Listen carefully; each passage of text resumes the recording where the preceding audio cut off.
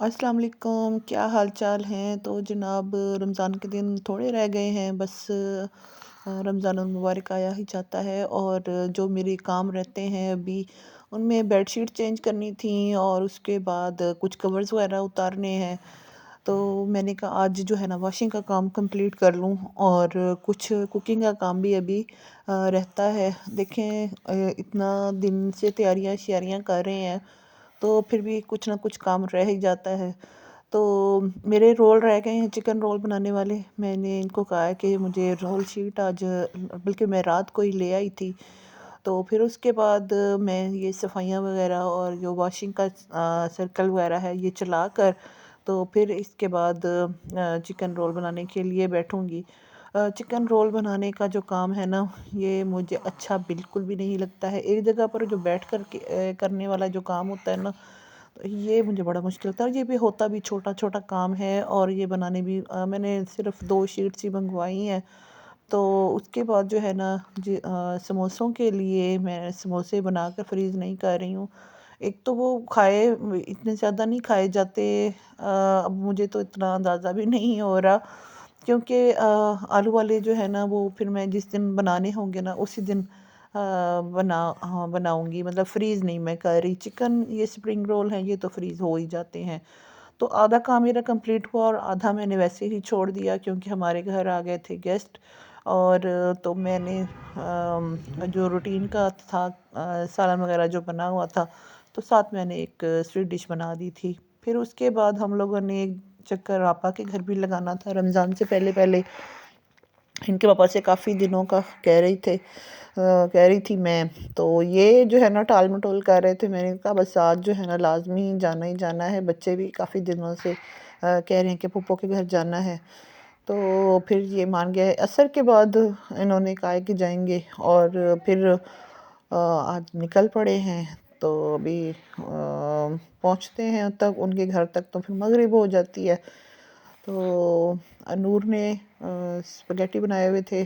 उमर हमज़ा फ़ौरन ही शुरू हो गए हैं। और अच्छा, माहम ने इनको देखा है ना केचप डाल के खा रहे हैं, तो वो कह रही है कि मुझे भी नूर, आप मुझे भी केचप भी डाल के दें साथ। इनके घर में मिट्ठू है, तो माहम का जो है ना आज इसका जो दिल लग गया है मिट्ठू के साथ। और ये मिट्ठू बोलता भी है, जो भी आप बोलेंगे उसके साथ बोलता है। लेकिन आज ये बोल नहीं रहा है हमारे साथ, वरना मैं आपकी इसकी वॉइस भी सुनाती। और ये क्या-क्या बोलता है। तो ये लोग, फूफो कह रही थी कि ये बोलता अभी बहुत ज़्यादा है, और हम लोग इसको चुप कराने के लिए इसके ऊपर चादर डाल देते हैं, ये इतना बोलता है। तो अगर कोई इंटरेस्टेड है तो राफ़े ये बेच रहा है, और इसकी प्राइस वो 35 बता रहा है। 3500 इसकी प्राइस है। तो मेरा तो दिल कर रहा है ले लूँ, लेकिन ये 3500 रुपया बहुत ज़्यादा है। क्योंकि बोलने वाला तोता है, और है भी माशाल्लाह माशाल्लाह बहुत खूबसूरत होता है। और घर की रौनक बढ़ाने वाली चीज़ है। और अगर कोई बच्चा भी इंटरेस्टेड है जो देख रहा है तो मुझे बताएगा, तो मैं राफ़े का नंबर आपके साथ शेयर कर लूँगी।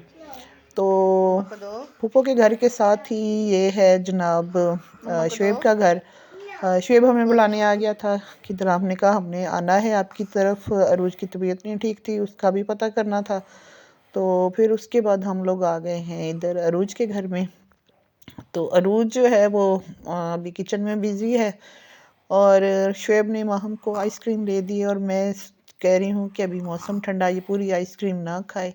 लेकिन ये भागने के चक्करों में है, और इसने ना आइसक्रीम जो है ना फुल ही पूरी खाई है, और किसी को भी नहीं चखने दी है। और मुझे यही डर है कि इसका ना कहीं गला वगैरह ना ख़राब हो जाए। और ये देखें, ये नीचे गिरी है तो फ़ौरन ही उठा कर तो फिर अपोजिट साइड से खाना स्टार्ट हो गई है।